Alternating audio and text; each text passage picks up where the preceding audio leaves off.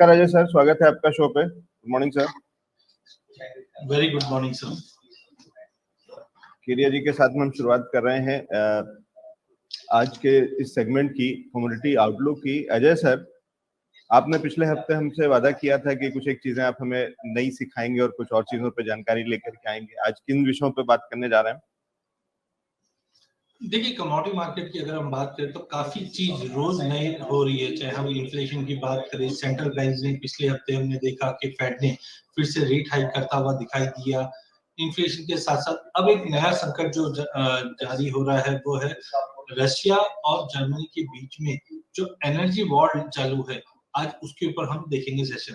देखिए, energy stand of काफी important है। जिस ढंग से हमने देखा जब से रशिया यूक्रेन के बीच में लड़ाई छिड़ी है, इसका सारा का सारा नेगेटिव इम्पैक्ट जो पड़ रहा है वो कहीं ना कहीं एनर्जी मार्केट पे पड़ता हुआ दिखाई दे रहा है।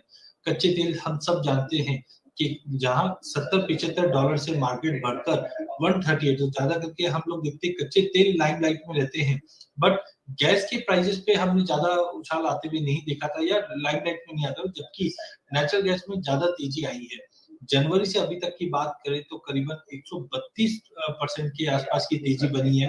इनफैक्ट पिछले एक महीने में 20% की तेजी, और वॉलिडिटी आप देख सकते हैं यहाँ पे कि किस ढंग से हमने जून महीने में एक हाई लगते हुए देखा, फिर एक शार्प फॉल और फिर एक जंप। यहाँ पे एक डबल टॉप जरूर बना है मार्केट में, लेकिन जो फंडामेंटल है वो इस वक्त भी रशिया और जर्मनी के ऊपर नजर रखे। हमने देखा करीबन एक महीने में 19% के आसपास का जंप नेचुरल गैस में बनते हुए दिखा, जिस जन से डिमांड कंटिन्यू बढ़ रही है। कच्चे तेल में तेजी बनी हुई है और यूएस से भी हमने देखा कि जो एक्सट्रीम हीट पोजीशन बनी हुई है जिसकी वजह से डिमांड इलेक्ट्रिसिटी की बढ़ी हुई है। लेकिन जो दामोदार हम जर्मनी या पूरे यूरोप में देख रहे हैं वहां पे क्राइसिस ज्यादा बढ़ते हुए दिखाई दे रही है, क्योंकि अब विंटर स्टार्ट होना है। रिसेंटली अगर यूएस की पहले बात करें तो यूएस के ईआई ने रिसेंटली एक डेटा जारी भी किया जहाँ पे बताया है कि एडिशन तो हुआ है 15 बीसीएफ स्टोरेज के अंदर, बट अभी भी जो डिमांड है वो एक्सिट कर रही है, जिसकी वजह से भाव में कंटिन्यू तेजी बनी हुई है और $8 के करीब इंटरनेशनल भाव तेज करता हुआ दिख रहा है। रिसेंटली हमने देखा जो एवरेज गैस आउटपुट है यूएस का वो लोअर रहा है करीब कुछ स्टेट्स के अंदर, और जबकि ओवरऑल 96.2 बीसीएफ रहा है। नॉर्थ स्ट्रीम पाइपलाइन ये काफी इंपॉर्टेंट पाइपलाइन है, बिकॉज रशिया से ये पाइपलाइन के जरिए ही हम यूरोप के अंदर टोटल सप्लाई आते हुए देखिए। इसकी कुछ हाइलाइट देखे तो रशिया ने अब तक खाली 20% कैपेसिटी पे वर्क कर रहा है नॉर्थ स्ट्रीम पाइपलाइन एक तारीख से, जहां पे जर्मनी ने एक इशू किया है वार्निंग पूरे हाउस होल्ड को, म्यूनिसिपैलिटी को कि एनर्जी को कंजम्पशन कम से कम करे। जर्मनी में हमने देखा है कि जिस दिन से पुतिन ने जो गैस कट किया है जिसकी वजह से काफी क्राइसिस एनर्जी का बने, काफी कॉर्पोरेट से, काफी कंपनी से जिनका एनर्जी कंजम्पशन लेवल पे अलर्ट जारी किया गया है, प्रोडक्शन हैपर होने चालू हो चुके हैं।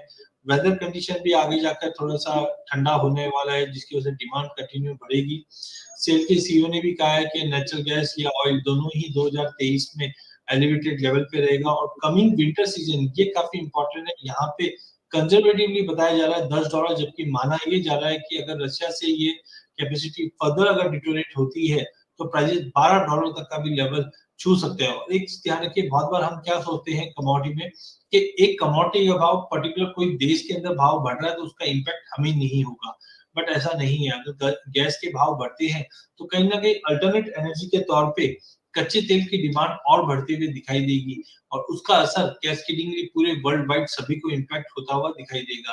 तो रशिया ने अगर फर्दर यूरोप से अगर गैस पाइपलाइन सप्लाई जो अगर रोकता है तो सबसे बड़ा प्रभावित जो होगा वो ब्रिटेन होगा। उसके बाद कहीं ना कहीं यूएस भी इस पे इम्पैक्ट करेगा, बिकॉज यूएस जो अभी भी आउटपुट या प्रोडक्शन बढ़ा रहा है उसमें काफी हद तक वो एक्सपोर्ट यूरोप को कर रहा है, और जिसकी वजह से यूएस के अंदर भी शॉर्टेज कहीं ना कहीं क्रिएट होते जा रही है।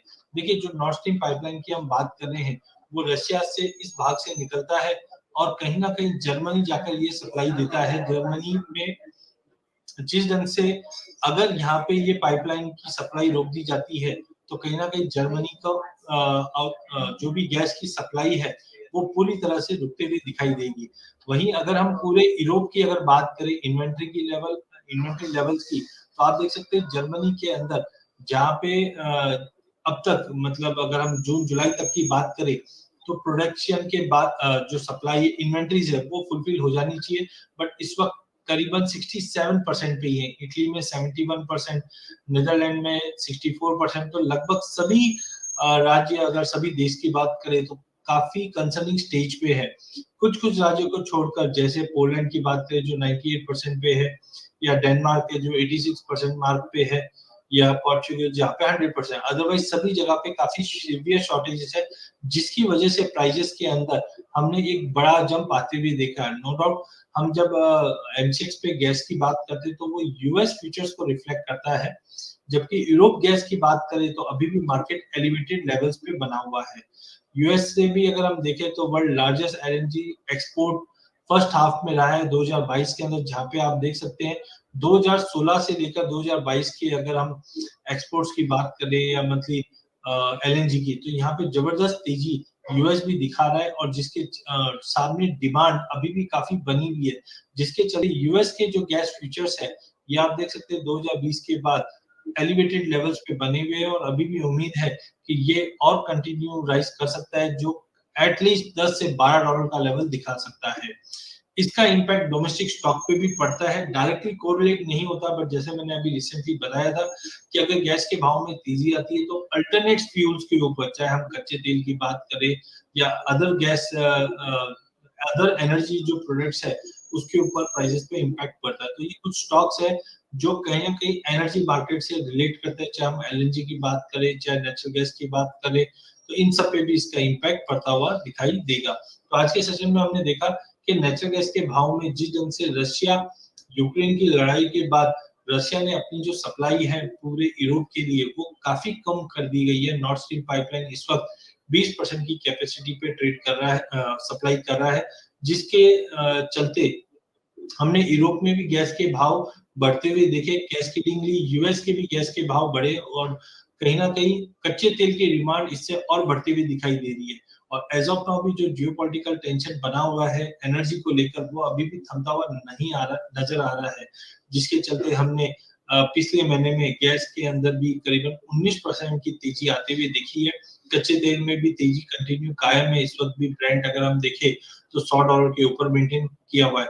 तो अगले हफ्ता 10 दिन आपको नॉर्थ स्ट्रीम पाइपलाइन की सिचुएशन देखनी है, और साथ में इन्वेंट्री स्टेटस, क्योंकि विंटर सामने है यूएस और यूरोप के लिए। अगर सफिशिएंट इन्वेंट्री नहीं रही गैस की तो आने वाले 4-6 महीने के अंदर और जबरदस्त तेजी बन सकती है, बिकॉज एनर्जी की डिमांड विंटर्स के अंदर कंटिन्यू बनी रहती है, और इसी का असर हम कुछ स्टॉक्स पे भी पड़ते हुए दिखेंगे जो अभी हमने रिसेंटली देखा।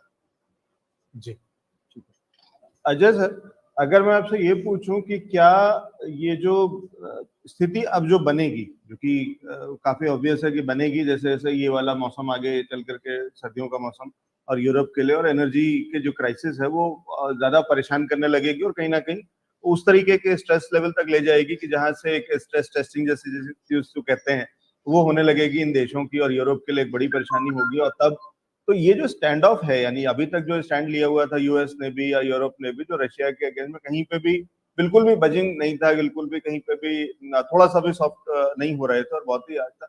अब क्या मुश्किल हो जाएगा इस स्टैंड पे बने रहना, और अब क्या कहीं ना कहीं कुछ थोड़ी सी फ्लेक्सिबिलिटी दिखानी पड़ेगी, कुछ दरवाजे खोलने पड़ेंगे यूरोप को या साथ ही साथ यूएस को भी? देखिए, माना ये जा रहा था जैसे लड़ाई स्टार्ट हुई थी तो रशिया को काउंटर करने के लिए यूएस, यूरोप या नेटो सेना अगर हम बात करें पूरा, तो इनका मानना ये था कि अगर इनके फाइनेंशियल्स को कट डाउन कर देंगे तो कहीं ना कहीं रशिया में फाइनेंशियल क्राइसिस दिखेगा और रशिया को स्टेप पॉजिटिवली लेना पड़ेगा। उसकी वजह से हमने देखा स्विफ्ट से रशिया को बाहर कर दिया गया था। काफी देशों ने इसमें सैंक्शंस लगा दिए गए थे, बट इसका असर कहीं ना कहीं रशिया पे नहीं पड़ रहा था, क्योंकि रशिया बैक टू बैक कोई ना कोई अल्टरनेट लेके आ रहा था। जैसे इंडिया और चाइना, यहाँ पे उन्होंने एनर्जी प्रोडक्ट बेचना चालू कर दिया था। तो माना ये जा रहा था कि कोई ना कोई सैंक्शन के चलते रशिया पे लगाम लगाई जा सके, बट रशिया ने इस चीज का प्रिपरेशन पहले से कर रखा था, जिसके चलते रशिया ने भी क्या किया, एनर्जी क्राइसिस क्रिएट करना चालू कर दिया था। तो आई थिंक के रशिया इस वक्त ऐसी पोजीशन पे है कि सरवाइव कर पा रहा है। अब यूरोप को देखना है कि वो सरवाइव कर पाएंगे या नहीं कर पाएंगे विंटर्स में। तो मुझे लगता है कि जो अभी तक के स्टेप्स लिए गए हैं हम बोल सकते हैं इम्पैक्ट नहीं रखा है रशिया पे, जिसकी वजह से रशिया आप देखिए 24 फरवरी से लेकर जुलाई महीना तक निकल चुका है पूरा, और रशिया को कोई इम्पैक्ट नहीं पड़ा है। इनफैक्ट हमने सभी ग्लोबल सेंट्रल बैंक ने इंटरेस्ट रेट बढ़ा रहा है, जबकि रशिया अभी घटा रहा है। रूबल का परफॉर्मेंस भी देखें तो काफी शानदार रहा है पिछले 2-3 महीनों में। तो हमें लगता है कि रशिया एज ऑफ नाउ पूरा इंसुलेटेड है, चीजों को समझ के इन्होंने प्लान किया था। बट अब यूरोप की बारी है, क्योंकि अब यूरोप जो हमने इन्वेंटरी लेवल्स देखे थे वो काफी हद तक काफी कम लेवल्स है, और कहीं ना कहीं एनर्जी के कॉस्ट अब बढ़ने चले, क्योंकि हमने यूएस प्रेसिडेंट के स्पीच में भी सुना है कि जो इन्फ्लेशन है जो पिंच कर रहा है वो एनर्जी इन्फ्लेशन की वजह से पिंच कर रहा है।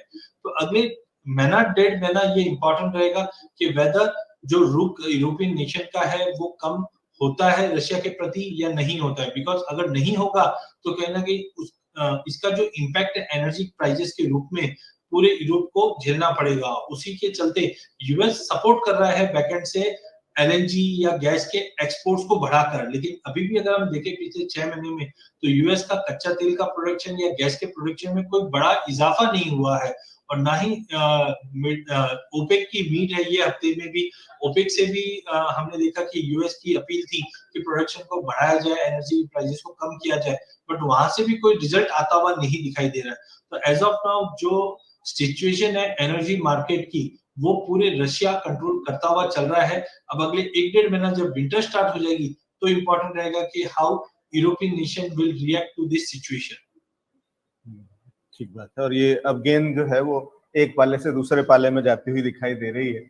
और अगर इसको उस पर्सपेक्टिव में याद करें तो सर वो जयशंकर जी जो जब किसी कार्यक्रम में कहीं बोल रहे थे, और इसी तरीके के यानी प्रेस कॉन्फ्रेंस में शायद, और उसमें जब पत्रकारों ने उनसे सवाल किया था कि इंडिया बहुत ही फेवरिंग रशिया दिख रहा है या रशिया के साथ में बिजनेस कर रहा है, और उस पर सवाल उठाया था कि इस तरीके की चीज नहीं होनी चाहिए या वो वाला, तब उन्होंने जो जवाब दिया था आज कहीं ना कहीं वो बाकी तरफ वापस घूम करके शायद वो दिख रहा है उस पर्सपेक्टिव में कि वाकई में अब इंडिया ने जो किया था वो अपने हितों की रक्षा करने के हिसाब से या बाकी बहुत तरीकों से सही किया था। और अब बारी शायद अब वो टेस्ट अब यूरोप के लिए और यूएस के लिए भी आ जाएगा कि अब या एक किस तरफ खड़े होते हैं वो साफ पता चलेगा।